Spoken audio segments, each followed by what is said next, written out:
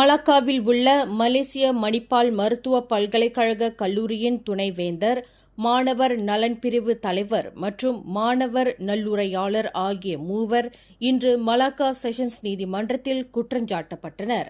கடந்த ஜூன் மாதம் அந்த பல்கலைக்கழக கல்லூரியைச் சேர்ந்த மாணவர் ஒருவருக்கு எதிராக பொய்யான தகவலை பகிர்ந்ததாக அதன் துணைவேந்தரான 63 வயது ஜி. ஜெயக்குமார், மாணவர் நலன் பிரிவு தலைவர் 40 வயது கே. தாட்சாயினி மற்றும் மாணவர் நல்லுரையாளரான 26 வயது ஜே. லாவண்யா ஆகிய மூவர் நீதிபதி ரொஹாத்துல் அக்மர் அப்துல்லா முன்னிலையில் நிறுத்தப்பட்டு குற்றச்சாட்டு வாசிக்கப்பட்டது.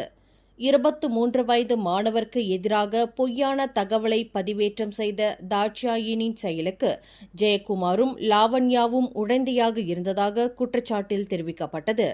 மலேசிய மணிப்பால் மருத்துவக் கல்லூரியின் மாணவர் நிர்வகிப்புக்குரிய அதிகாரத்துவ மின்னஞ்சல் கட்டமைப்பை பயன்படுத்தி அந்த மூவரும் இந்த விஷம செயலில் ஈடுபட்டுள்ளனர் என்று நீதிமன்றத்தில் தெரிவிக்கப்பட்டது. குற்றவாளி என்று நிரூபிக்கப்பட்டால் ஓராண்டு சிறை அல்லது 50,000 ரிங்கிட் அபராதம் அல்லது இரண்டுமே விதிக்க வகை செய்யும் குற்றவியல் சட்டத்தின் கீழ் அந்த மூவரும் குற்றச்சாட்டை எதிர்நோக்கியுள்ளனர். மேலும் செய்திகளை தெரிந்து கொள்ள கீழே இருக்கும் பெல் பட்டனை அழுத்துங்கள். உங்கள் மகிழ்ச்சியை வெளிப்படுத்த லைக் மற்றும் ஷேர் செய்யுங்கள். தொடர்ந்து திசைகளோடு இணைந்திருக்க சப்ஸ்கிரைப் செய்யுங்கள்.